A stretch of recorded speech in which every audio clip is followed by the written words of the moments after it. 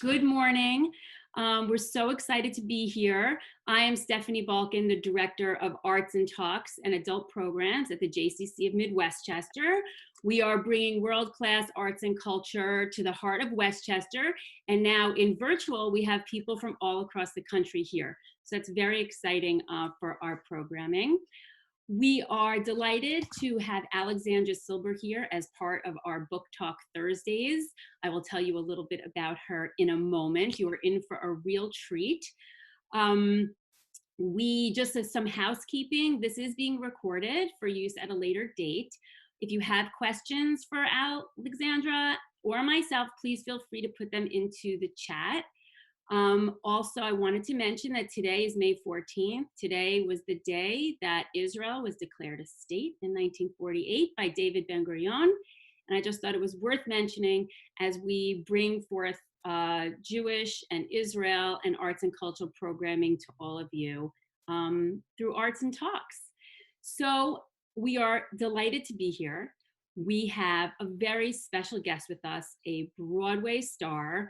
And personally, it's exciting for me. I come from a Broadway family and a musician family. So we're very excited to have Al with us. I have an interview planned for her, and Al will read from her book. And let me just introduce you to our very, very special and multi-talented guest. Alexandra Silber is an actress and singer who starred most recently in the Broadway revival of Fiddler on the Roof. She earlier played Tzeitel in the same show in London's West End. Those two roles inspired her to write the novel, I'm using props, after Anatevka. Her other Broadway, New York, and West End credits include Masterclass, Arlington, where she won an Outer Critics Circle nomination, Carousel, a TMA Award and Ovation nomination, Kiss Me Kate, and Hello Again, where she received a Drama League nomination. She also received a Grammy nomination for her portrayal of Maria in the recording of West Side Story with the San Francisco Symphony. Alexandra has appeared on all three incarnations of Law and Order and has performed in a variety of concert outlets, including the 57th Grammy Awards, Royal Albert Hall, and Carnegie Hall.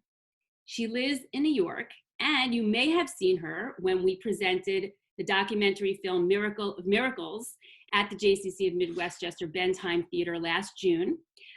She has a key part in that documentary about the revival and our origination of Fiddler on the Roof.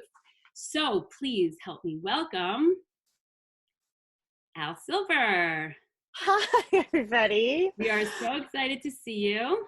Oh, I'm so happy to be here, and thank you for having me. I always forget about, but I always forget about the Miracle of Miracles film. So yeah, it's right. If you saw the film, we had over 200 people in our theater, and amazing. We did sing along afterwards, which was Perfect. So much fun with some of our volunteer singers. So you have such a diverse career, and I do want to mention that we are bringing Al here through our relationship with the Jewish Book Council, and that she is appearing as our guest complimentary, and that we appreciate really what you're doing for the Actors Fund, as well as, all nonprofits are very much in a difficult situation right now. So any, donations that people can make, we would really appreciate it. So you have such a diverse career, Broadway actress, and you're so young.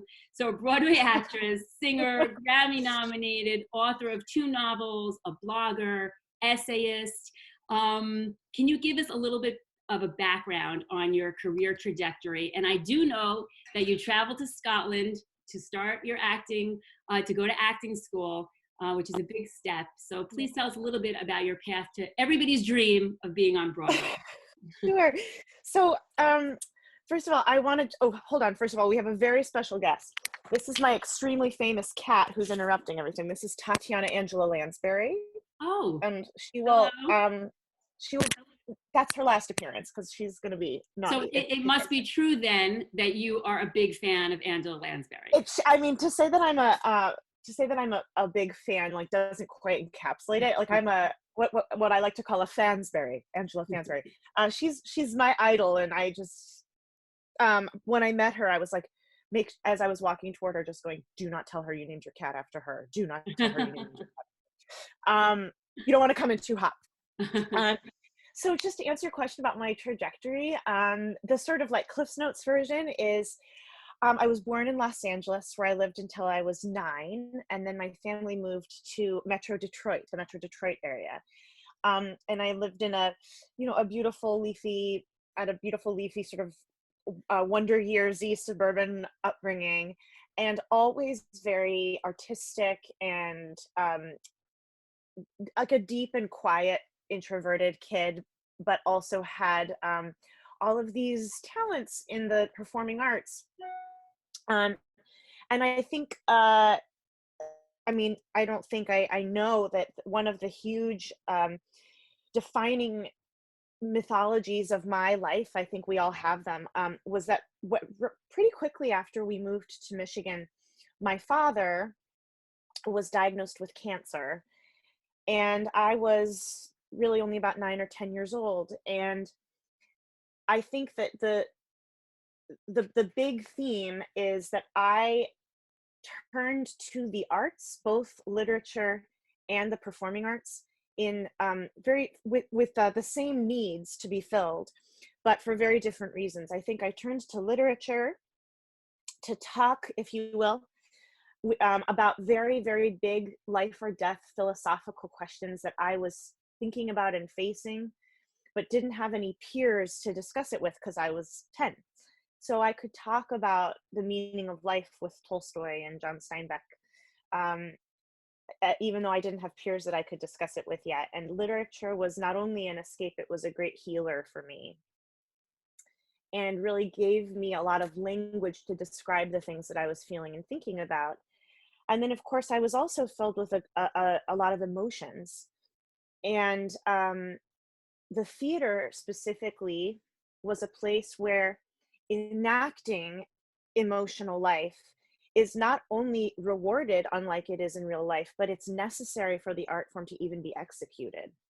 I've always thought it was, sort of strange if you really think about it, that I was once saying to somebody just about the bizarre nature of acting. If you have like a huge emotional catharsis at the bank, you get escorted out by security. But if you have a huge emotional catharsis on stage, you get all these awards. It's a very strange contract we have socially about it. But for me, the purpose that it served was I was filled with a lot of big emotions, and it gave me a place to do that and really process and face and make friends with big feelings. And I think, you discover, as a lot of young people do, you discover these things that you have natural abilities in, and you get training, and you get, you have experiences. I did ballet, I did the plays, I did all of these things. And I ended up going to Interlochen Arts Camp, which is an arts camp, a summer camp in northern Michigan, in Traverse City, Michigan. For those of you who know Michigan, I see some Michiganders here. Michigan's shaped like a hand, and Detroit's here, and Traverse City's up here. It's called Glove Love, as we like to call it, or Smitten with a Mitten. These are Michigan jokes.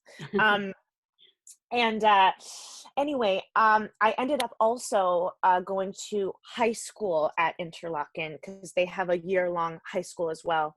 About just under 400 students, all living in the woods, practicing their art at a curricular level before college, in a sort of prep school for conservatories, if you will. It sort of has the same model as prepping to go to an Ivy League school, but instead it's like prepping to go to Juilliard or Rice or Curtis Institute of Music. And I think my skills were really honed there. I think I truly became the artist I was going to become at that institution. And it was in a lot of ways the very happiest times of my life. It's not that I haven't had happy times since, but it was a place where my innocence was still extremely preserved. And, like I think it is for a lot of people at that sort of 15 to 18. And then sadly, a couple weeks after I graduated from high school, and about 6 weeks into my freshman year of college, my dad sadly passed away after about over a 10-year tug and pull with cancer. I never like to use the phrase lost their battle with cancer or won their battle with cancer. I don't deny that people that face cancer or any serious life-threatening illness are definitely warriors, but I've always thought it was a little bit arbitrary that to say that people were winners or losers. So I use that language with a lot of consciousness. I had to answer your Scotland question and then like finish the trajectory. I just didn't feel that I could go back to the university and conservatory program inside it that I had started in. I felt that there were too many ghosts and I needed to sort of start over. It's a wonderful program. I went to the University of Minnesota's Guthrie Theater Conservatory program in Minneapolis, and I just needed a fresh start. So I took the rest of the year off. My father died in October, and I took the rest of that calendar year off and decided in a very bizarre, I sort of looked back at my 18-year-old self and go, you know, when we are as human beings 18, we feel so sure of our fully fledged adulthood. But I look at 18-year-olds now and I'm like, you're a child. So I think it is this really interesting moment where we are standing on the parallel, this sort of line of childhood and adulthood with a foot in both camps, filled with self-knowledge and points of view about being in the world, but still very much not done being raised. And I think I had this instinct that I had two options in this moment, that I had the option to curl up and die myself, if you will. And of course, I don't mean literally, I mean sort of to collapse on my dreams, to collapse on my sorrow, let the sorrow take the air out of me so thoroughly that I never pursued any of the things that made me me. And I don't think anyone would have blamed me. To be cut off at the knees at such a particularly challenging time. And the opposite of that choice was to, in the face of tragedy and in the face of death, to really live and have a huge adventure and do something a little crazy. And for better or for worse, I chose option 2. I decided to really live, and part of that was to have this huge adventure in Scotland. I sort of combed the internet and used the telephone, remember using that, to research a bunch of schools that were really outside of the box, one of which was this Scottish school, and I just liked this one the best. And about just under a year after my father passed away, I got on a plane and I flew to Scotland, and I got my degree in classical acting there. And subsequently from there, got a job in London in the West End, in Andrew Lloyd Webber's latest musical at the time, based on Wilkie Collins' The Woman in White. I played Laura Fairley and moved to London, and it started my career in West End musicals, ostensibly. I did Woman in White for just under a year. I was 22. I had no idea what was going on. More about that later. No idea what was going on, meaning I didn't even really understand what the West End was. And so I was just like, oh my gosh, the budget for this show is amazing. Like, I just, the sort of innocence of being that young. Mm-hmm. And yet it's still so charming. And then right after that, went back into the auditioning world, decided to stay in London. And the next job that I got was playing Huddle in Fiddler on the Roof in the last West End revival. And then subsequently after that, playing Julie Jordan in Carousel in the West End, which was all a joy. And all of these things I did before 25, which I look back at it now and I only now really understand that it was remarkable. At the time, it was just life, you know, the way a lot of things are, I think, for people. But I say it that way. And even here, Stephanie, even hearing you say my biography, I was like, oh, wow. You know, it's hard, especially during a pandemic. It's hard because you're always like, am I a loser? Because I mean, right now I'm sitting and I haven't put on anything that aren't yoga pants in a week. You know, you just sort of forget that you've done things with your life. And I think it's easy for a lot of people to do that. But playing Hodel was extremely significant for one particular reason, in that I think at that point, it was really the 5-year mark that my father had passed away when we started rehearsing. We started rehearsing in October of 2006. And I had, if you will, tabled my grieving experience in order to face the responsibility of becoming myself, right? I felt this huge responsibility to both of my parents, to everything that they had given me and nurtured and sacrificed so that I could have this nurtured gift. And I felt a huge responsibility to grow up and turn out okay. And there I was, sort of in the middle of having done that, if you will. I was like, oh my goodness, I'm playing leading roles in the West End. I'm 23, 24 years old. And it was almost as if, and I don't know if anyone's experiencing this during this moment, you sort of arrive at this plateau of quiet, right? I know I'm certainly feeling this right now, where the rush and the race to actualize had quieted down. I had actualized and I was sort of running on even ground. And I think it's in those places, not at all unlike right now, where in the silence, the stuff that you have tabled and the things that you had to sort of put away in a drawer in order to get on with your life, you're able to open that drawer and deal with things. And sometimes it's against your will, right? Sometimes these old wounds go, hello, I need to be metabolized. And I think in many ways that's what happened for me.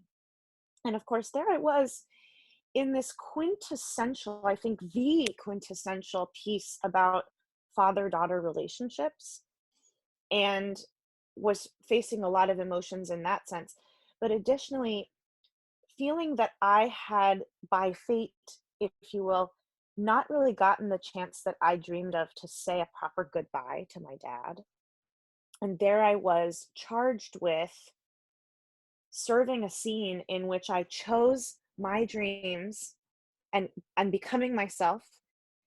And I got to sing this beautiful aria, Far From the Home I Love, which was all about saying goodbye to your father. And so for nearly 2.5 years, the last thing I said on stage every day was, Papa, God alone knows when we shall see each other again. And in this beautiful way, Fiddler gave me this opportunity to heal and to say goodbye. And it gave me this opportunity that I didn't receive in life. And it's one of the beauties of art, and one of the beauties of the theater, not only for the beholders, but also for the actors. We get these opportunities to sort of live multiple lifetimes, and it's really magical. And I think because of that significance and because of that experience, I became obsessed with Huddle and with what happened to her, and if she turned out okay. She gets on this train to Siberia to join her politically minded love, who's been sent to Siberia, and we never hear from her again. And I became absolutely obsessed with finding out with what not only happened to Huddle specifically, but what happened to people like her, to women like her. Do you feel, Al, do you feel that that After Anatevka is a sequel to Fiddler on the Roof, or do you feel like it's a continuation of just her story? That's a great question. That's a great question. Sorry, and thank you, by the way, for like letting me answer your first question with several paragraphs. Great question. So After Anatevka is, I will say, is it is a continuation of Hodel and Perchik's story that is rooted in the world of Tevye and his family from Fiddler on the Roof, and of course Shalom Aleichem's original stories. But Huddle is absolutely our protagonist. And I'll say that quite consciously, Tevye doesn't even make an appearance except in Huddle's memory. And I think for me, it was very important that, first of all, we started to hear from these remarkable women. And I felt that I had, as women as protagonists in this time, and I felt that, first of all, very often, and I'm sure you saw this in the Miracle of Miracles film, that Tevye was an extension of Shalom Aleichem himself, right? That it was this huge dialogue between the two of them. And I felt that in many ways, Tevye has had his day many, many, many times expressing himself and telling his story. And that I felt that I didn't feel that I had the authority to speak for him because he had his he had his person, right? I felt very sure that I was Huddle's voice, and that that in that same model, the dialogue was between me and Huddle, and she's in every way a reflection of me. So, so yes, you will definitely much more exclusively hear about Huddle and Perchik's reality. The book is told in a 3-act structure. I wanted it to feel slightly theatrical, and in the first act, a lot of the book is majority of the book is told through a series of flashbacks that Huddle has about the world of Fiddler on the Roof that we remember. So there's this entryway where she sort of wakes up in this Siberian prison herself with a very particular problem to solve, and the things that soothe her and the things that get her through this challenging time are memories of Anatevka. So you'll see so many of the people that you've come to love in Fiddler on the Roof informing her life there. And in the second act of the book, we have the same experience with Perchik's life that's told through a series of flashbacks with less familiar characters, because of course we know a lot less about Perchik. And then in the third act, we meet them in the present and they continue on and finish their story. So it's definitely also, I should say, definitely also told in the tradition, pun intended. It's a mix between Russian literature, very vast, sweeping prose, extremely dense in that way, but also action-packed, and mixing the oral tradition of Shalom Aleichem. It's definitely a cross between Shalom Aleichem meets, if you will, Dr. Zhivago. And ultimately, it's a very romantic love story. So that's amazing. We're going to have you read an excerpt from that in a moment. But we did want to find out a little bit about how you felt when you were cast as Tzeitel in the revival of Fiddler on the Roof on Broadway. Of course. How was it to work with Danny Burston?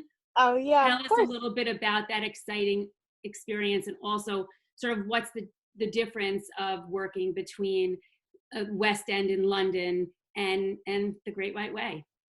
Yeah. So it was such a coincidence, so many coincidental, not coincidental things.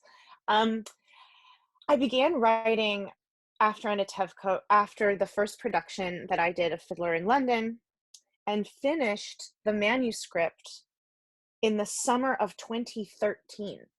I actually remember I was all alone in my apartment, and I didn't want to be alone when I wrote the end, period. So I FaceTimed my mom and I was like, can we do this together? And the manuscript sat on my computer. I didn't even necessarily know if it was ever going to be published or shared. It was such an exercise for me. I really only see now in hindsight the poignancy of and the parallel between an 18-year-old girl that boards a train to Siberia to pursue her dreams and the 18-year-old that got on the plane to Scotland to pursue hers. That in finishing Huddle's story, I was in some way ensuring my own. And there I was, I had sort of done it. It was an exercise for myself. 2 years go by, and in the summer of 2015, it's announced that there's going to be a 50th anniversary production of Fiddler on the Roof on Broadway, starring Danny Burstein. I had, in many ways, sort of typed myself out of this experience because I felt that I was too old, if you will. really recognizing that the girls in reality are teenagers. And toward the end of the summer, I got a call to come in, this time for Tzeitel, Tevye's oldest daughter. And it was really an interesting moment because in many ways, the book is, after Anatevka, is not only a love story between Hodel and Perchik, it's a love story between Hodel and Tzeitel. I paint a very difficult sister relationship based on just huge personality clashes and misunderstanding. And in a lot of ways, it's a dialogue between my older and younger self. So this was a really strange coincidence for me. I go in and it's so many people I know. I've worked endlessly with Ted Sperling. I made my Carnegie Hall debut with Ted Sperling, who was our musical director. I've auditioned for Bart Shear, our director, several times and gotten terrific feedback. It just wasn't the right fit. And of course, I've known Sheldon Harnick, the last living original creator of Fiddler on the Roof, since the original London production. It was just sort of like walking into a room full of friends.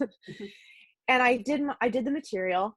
And then Bart Shear asked me a very specific question, which I thought was so just not a coincidence. He said, "So Tzeitel, tell me about her." And I thought, he doesn't even know. He has no idea because this book doesn't exist. How much I have to say about that I've literally written a book about this family and lived inside it for so long. And I think also, so when when I did win the role, and it was such an exciting moment, of course, it's always an exciting moment to know that you're going to be in a or another Broadway play or a huge commercial musical. I did some soul searching, and a lot of people asked me, like, is it going to be difficult for you to not play Hodel? And I really sort of said to myself, I had a very specific instinct, which was, no. How much more thoroughly could I have told this story? To research the novel, I went to actual Siberia. Like, I literally made this physical pilgrimage.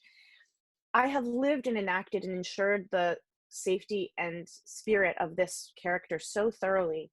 And now, 7-8 years on, I am at a stage in my adult life as a woman where I am not at the dawn of my adulthood with one foot in childhood and one foot in my adulthood, ready to become myself. I am a woman. I'm thinking about relationships and marriage and children and my relationship to my spirituality and my community. Oh my goodness, this makes me ideally suited to serve Tzeitel's story. And I subsequently really fell in love with her again. And she galloped out of my chest during rehearsals. And I think I also discovered, if you will, how strongly and harshly I had judged her as Hodel, right? The way that siblings judge each other.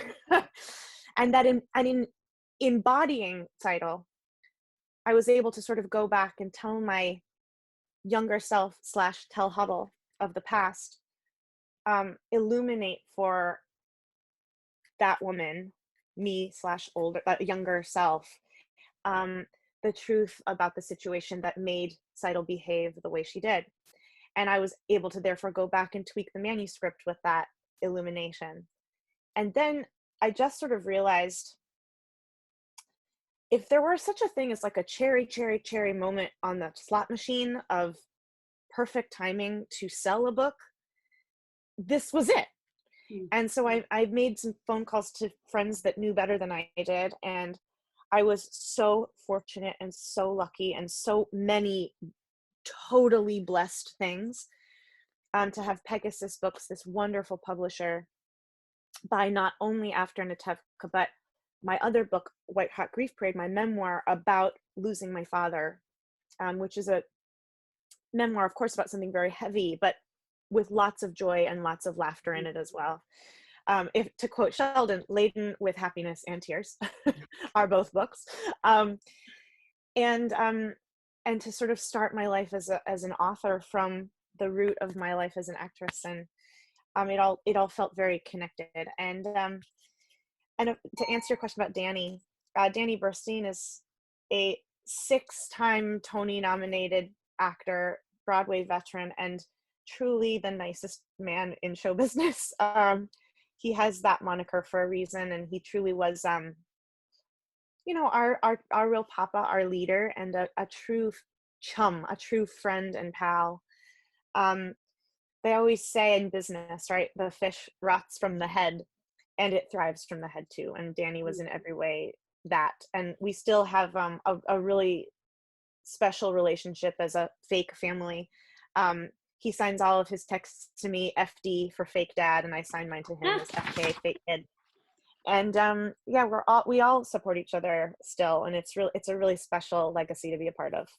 So such a moving and meaningful way of describing everything. Thank you. So actually Oh, that I'm so brings glad. me, I would like to get to the excerpt of After Anatevka, but I would like to know, you've said about, your family, your Broadway family, Yeah. and Danny and others, for example, how do you feel in this current environment, knowing that Broadway and other performance houses aren't going to be opening at least until Labor Day, if not in 2021? How does it feel? What are you doing to keep yourself busy besides speaking with Arts&Talks, and maybe rereading your own books? But Yeah. we'd love to hear, what is it like for a performer at this stage? Sure. I was in the middle when everything sort of came to a head. I was in the middle of telling another really important Jewish story in London. So I had actually gone back to London, to the West End, to do Paula Vogel's Indecent. And it had become the process of rehearsing it and telling this story had become really significant to me, and it was really heartbreaking to leave that particular play, not just the theater in general. And of course, international travel and all kinds of things became really scary in light of everything that was going on. um you know to go back to Paula Vogel's own words, that were so significant when to say and perform when everything was sort of falling down around us, um, not only the theater community, but the global world at large. Um, the beginning of Indecent begins with actors covered in proverbial and real life cobwebs and covered in dust. And you sort of realize that there are spirits that animate this theater, all theaters. They are the literal people that have told this story over and over again of this little tiny play, God of Vengeance by Shalamash. And the play begins with the words, "From the ashes we rise." Of course, that is not only significant of dusty actors brushing the dust off of themselves and reanimating tonight to tell the story, but as a legacy of Jews, "From the ashes we rise" is hugely significant and hugely a poignant comment, because it was, of course, the ending for all of these actors. But there's something that was so hopeful about this, in the sense that through storytelling and through reanimating every day, the act of gathering together in assembly, there's healing that occurs. And I think that if you think back to the ancient origins of the theater in Epidaurus in Greece,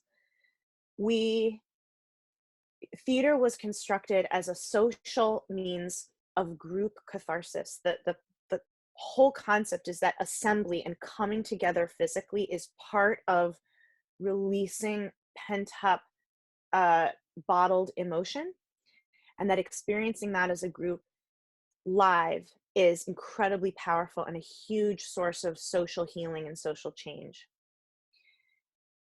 It was so powerful to be able to do that. And of course, our stages have been taken from us, if you will, for very good reason. But I keep coming back to the phrase, "From the ashes we rise." And I know that it might be longer than any of us want, and that the concept of assembly has changed, as is evident here today. But from the ashes we will rise again, not only in the theater, but I think as a country and as a world. And if anybody knows about the capacity to endure extraordinary adversity and tragedy and fear, it's the Jewish people. And I believe that so very much. Amen. So about White Hot Brief Parade. So you were on a book tour. Yes. with this memoir, grief memoir, as they call it. Can you tell us a little bit about the book and what inspired you to write it besides the passing of your father, and how it tells a story of family and friendship, and what do you see for this book now that you're sort of on hiatus with travel? Well, it's interesting. I think one of the things that's so joyous, and I think I mean, so many people here are probably theater fans, but of course, this is your book talk Thursday, right? So people here understand the power of literature. One of the things that I've always thought was so interesting about being an artist in both categories is there's of course the overlap of storytelling being the central powerful force, but it's incredibly powerful to realize two crucial distinctions in the Venn diagram, like the Venn diagram overlap of storytelling. Theater is a social art form that must be created and consumed socially. It has to be consumed in a group and has to be created in a group collaboratively. That's its beauty, that's its function. And literature has to be consumed and created in solitude. That's its beauty and that's its function. And I think what's been really interesting about, to answer the second part of your question about like being on book tour and what now, is it's really exciting to know that I still have the capacity to tell stories even if I'm not present, that I can have these wonderful, powerful one-on-one relationships with readers in this pause, because we will be sitting together every single day in the narrator-reader relationship. And there's something about that that's so powerful and feels so eternal. And again, like another compare contrast, theater its beauty is in its ephemeral, it disappears. Like the show you saw that night, you might say the same things and wear the same costumes tomorrow, but it won't be the same show. It goes away that day. And these stories of After Anatevka and White Hot Grief Parade are stories that will live far beyond me. And there's something about that that feels really poignant right now. And White Hot Grief Parade, just to answer the first part of your question, was definitely born of the recognition of a fully processed, like a not quite fully processed, but the need to take a grieving process to its peaceful conclusion. And it actually was born of, interestingly, again, a writing and theatrical marriage experience for me, which was I had made my Broadway debut after so many West End shows. I made my Broadway debut in Masterclass opposite Tyne Daly, which is the Terrence McNally, may he rest in peace, Terrence McNally biopic of Maria Callas. Tyne Daly played Maria Callas and I played her student at Juilliard. And it's a beautiful play about the nature of art and the nature of performance, but it talks about art so poignantly. It also coincided with the 10-year anniversary of my father passing away. And there was just something so significant to me about this debut occurring around the time of that anniversary. And I felt this very profound need to speak very openly and very publicly about everything I had learned and clawed through on my way to this moment. And I have a blog, I still have a blog called London Still, that I had been, I would say, very open, but quite boundaried, if you will. Like I didn't want the blog to be sensational. I wanted to be able to maintain some personal space, in terms of what I shared on the blog. And I felt this moment was a moment to really say, this is an exception. I'm taking this wall down. I really want to talk about grief, my grief, but I want to talk about grief with a capital G, for what it means for humanity. This incredibly universal experience that all of us will have. And I want to do it with maturity and with hope and joy, as well as the recognition of the sadness and the loss.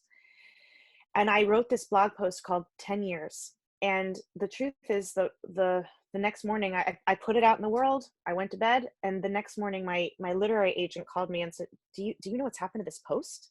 It's gone viral. I normally, get X number of hits, and the next morning I woke up to about 1,000 X hits. It was an indicator to me that we don't talk about grief very often, and when we do, we don't talk about it very well. We still get the heebie-jeebies about it because it makes us face our own mortality, which is understandable, but also ridiculous because none of us are getting out of this alive. And I think there's something about this moment that's really reminding us of the democracy of loss and the democracy of mortality. And my literary agent said to me, I really think that this is a longer piece. I really think that this is a very, very special and interesting story about losing someone at 18. We have very different relationships to grief when we lose people as adults with a fully formed identity or losing them as children. This is a very specific kind of story, and ultimately became a love letter to the power of friendship, the power of the arts, and the strength of my mother, my relationship to Judaism, and ultimately, of course, the enduring power of a relationship between a father and a daughter beyond death. And believe it or not, the book is also quite funny because I think one of the true gifts of my family and my friends were that we always managed to snatch at joy in the middle of the hurricane. And so I think it will be, I think White Heart Grief Parade's a really powerful read right now, because I think it helps us to, it holds your hand and says, I can't solve it. I can't fix it. I can't take your pain away, my darling, but I can sit here with you while it hurts. And maybe every once in a while we can laugh. Beautiful. So I would love to hear, and I think our audience would as well, a brief excerpt of a micro performance, as we like to hear. I just want to let everybody know Alexandra was supposed to be at our theater tonight for our spring concert, where she was going to perform for us. And while we can't do that exact program, we do have the opportunity to have a brief performance by Al for us here, and then we'll just wrap it up. If anyone has any questions for her, in the meantime, you can chat them to me, and we can wrap it up right after that. So Al, you are on. Great. And I want to say, Stephanie, we will make that happen. Yes, I would really, we would love it. Our audience would absolutely love it. It'd be a joy. My musical director that was coming with me is from Westchester, so it was all meant to be, and we'll do it again. So I've selected, speaking of everything I told you about Huddle and Tzeitel,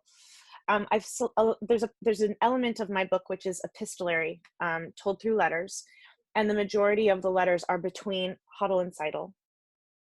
And I selected this, I was telling Stephanie about this yesterday, I selected this letter from Tzeitel to Huddle, which happens near the very end of After Anatevka. I've selected it not only because, of course, Tzeitel is so close to my heart and it's a joy to embody her, but also because I felt like it was a really poignant choice for all of us facing so much uncertainty in this moment. And Huddle is facing that, and Tzeitel is speaking into the void, because of course they haven't spoken with voices and they don't know where the other is. And just speaking about Tzeitel's faith and her faith, I think, with both an uppercase and a lowercase f. And I think it's a very uplifting piece that I hope brings you some comfort. Here we go. Dearest Huddle, I hope these letters reach you somehow. We have a daughter now. Her name is Luba, and I love to watch her grow. It all goes so fast. The time we have together is so precious.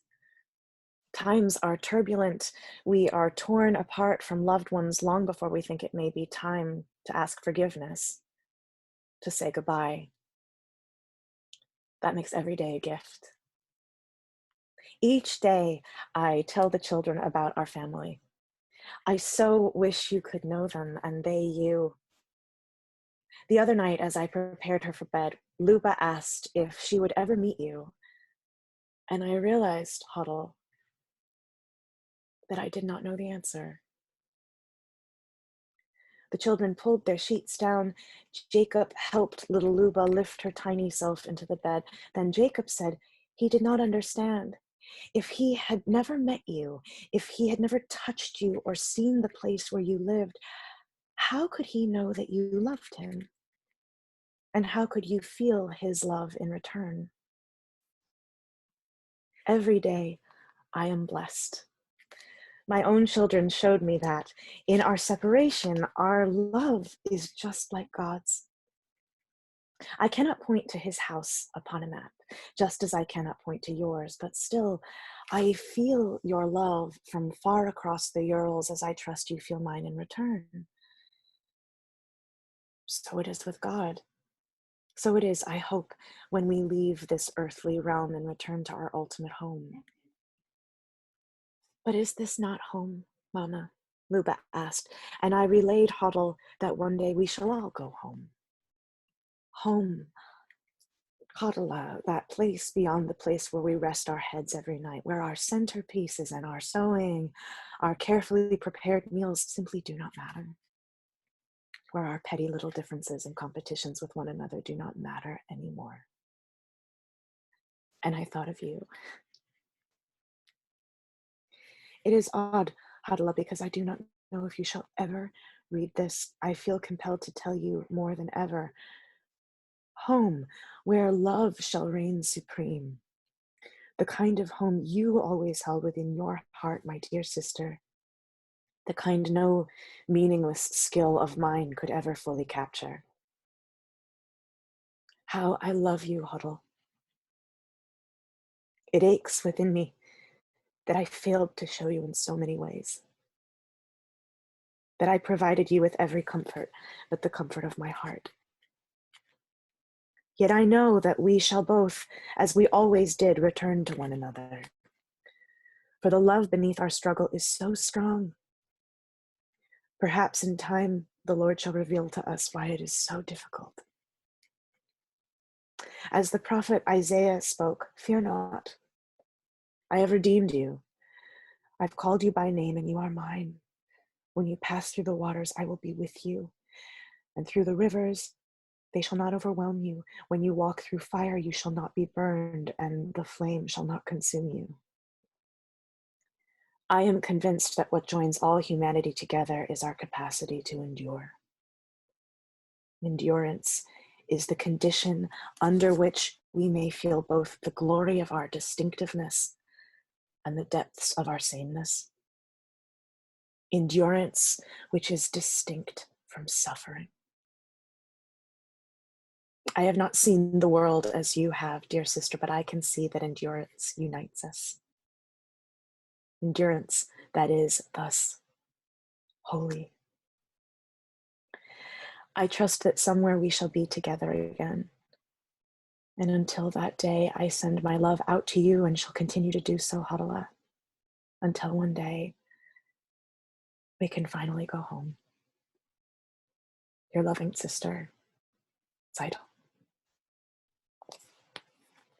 Thank you.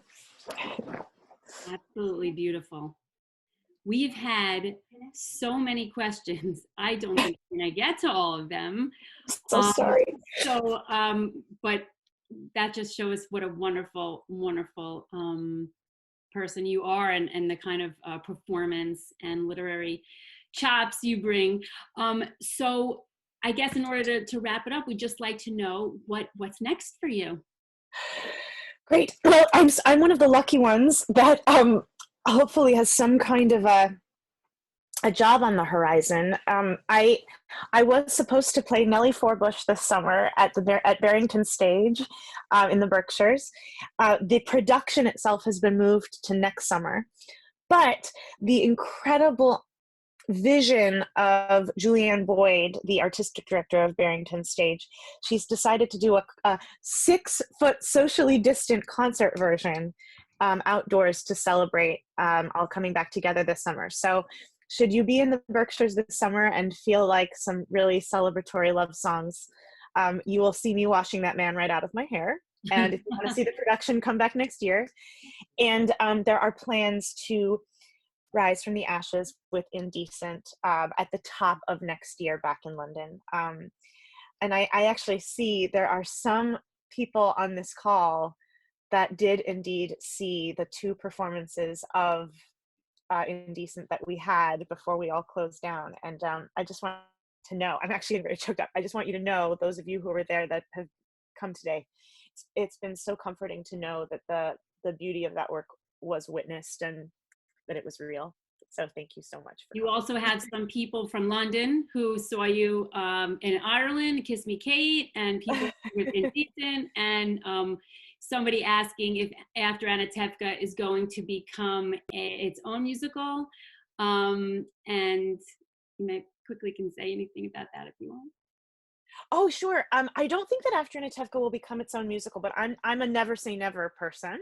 My dream for it would for After Anatevka to become a limited series or a television series. It's very cinematic in its scope and have music heavily a part of it, but I don't think that there is any rivaling its original source material, and I wouldn't want to. Mm-hmm. So I think the songs that were written for it for the concert version, which you can hear on Audible, or let's hope someday very soon can hear at your very own stage in Westchester, are special and unique and speak to such a beautiful creativity on behalf of the Broadway composers that contributed to it.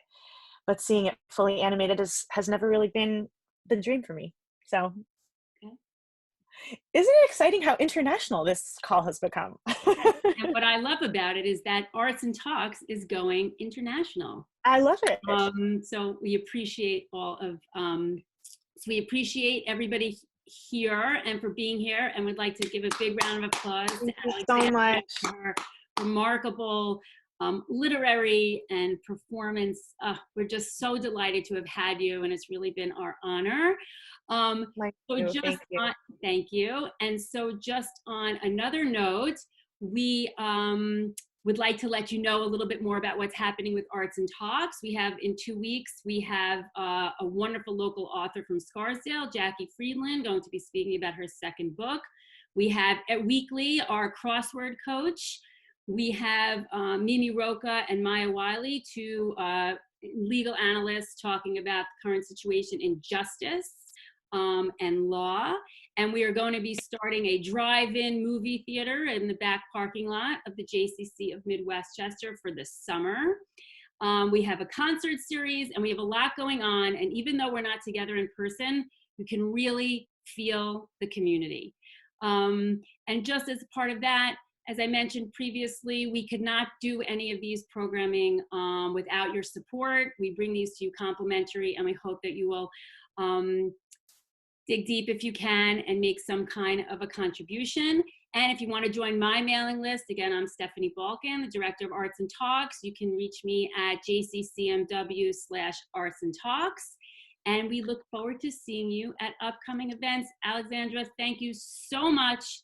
This really has been a wonderful, inspiring, and moving morning. Thank you so much. Everyone stay safe.